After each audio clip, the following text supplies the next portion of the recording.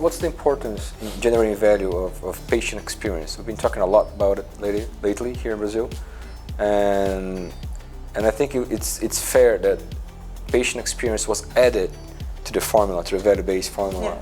Yeah. Based on what I've seen so far, how important that is and how you can really help the provider to generate value on the patient journey. I think let's be clear about it. The first and foremost element of value-based healthcare is the quality of the outcomes. Whatever the patient experience was, if you have a new hip and it started infecting and it's not the right size, then whatever the experience was, it may have been very good, it's going to have very adverse consequences for the patient. So outcome needs to be very good. But next to that, you need to realize that when someone is a patient, they're practically by definition in a vulnerable situation. And I think that's where patient experience comes in. It's about how are you being treated when you're in such a vulnerable position. That's one side of it. The other side of it is also how can we in the patient experience work in such a way that you can work on shared decision making. And patient experience, I think, in the future will not only be about helping people in vulnerable positions, but it's also helping people to be as autonomous as possible, to be the owner of their own lives and their own health.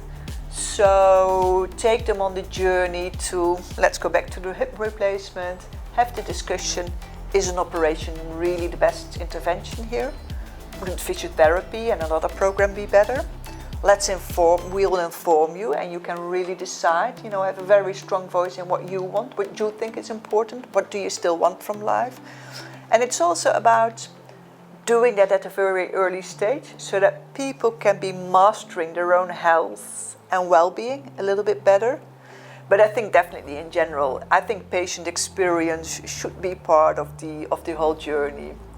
I think, and if I put it bluntly, I think the times when people were dependent and were always following what the doctor was saying, and the doctor was a sort of, nearly godlike person, I think we are behind those ages. And I think we need to be seeing patients as very mature, independent beings, and we need to be addressing their needs. That's important. But it's also important to address expectations, right? And set those at the beginning, because expectations when it comes to health is might be completely different depending on the person by person and behavior and engagement. So empowering the patients is really a nice way to go, but again, it comes back to behavior and engagement. Yeah. Because otherwise, the equation will not work well.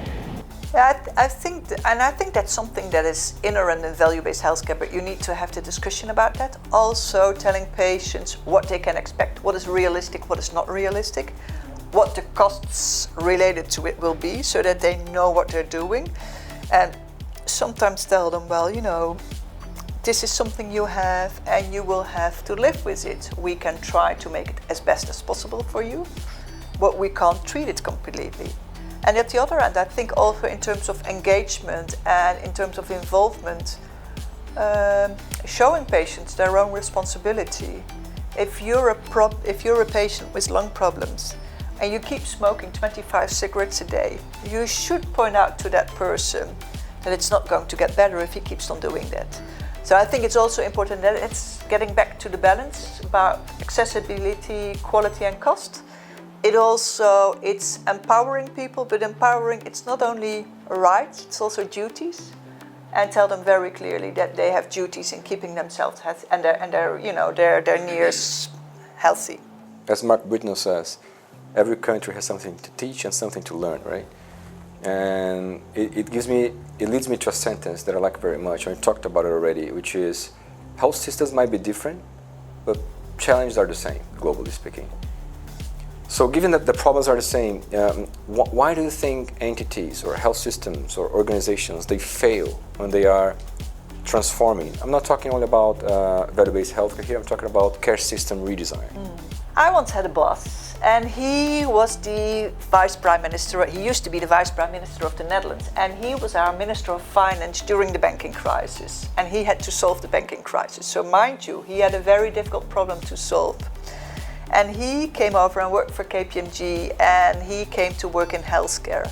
And after having worked 1 year in healthcare, he said, if you want something really complicated, try healthcare. So, and you know, he knew what he was talking about when it came to complications.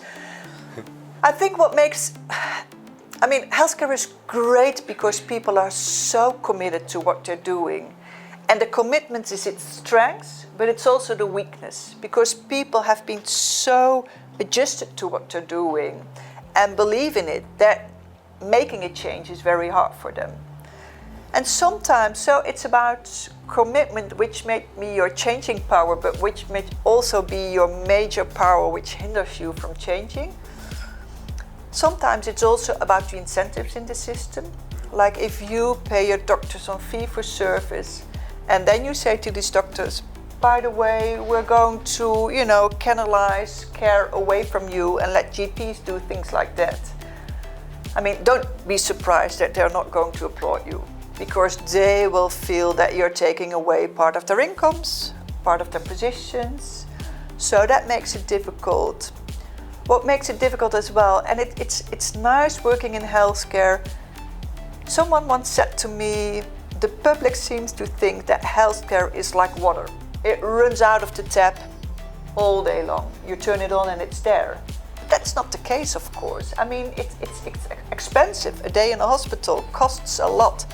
But the public is so involved and politicians are so involved that when you make changes, even little changes, people think, oh, what's happening? Are they taking things away from me?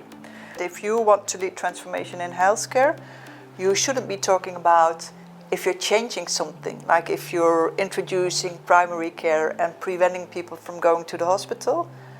Don't talk about what you're taking away, but talk about what you're, you know, what is new and what is extra for the public and how the care is going to be better for them, rather than say you can't always go to secondary care anymore, because they will resist that, but they will accept it when they say, we found very good care close at your home, more easy to access.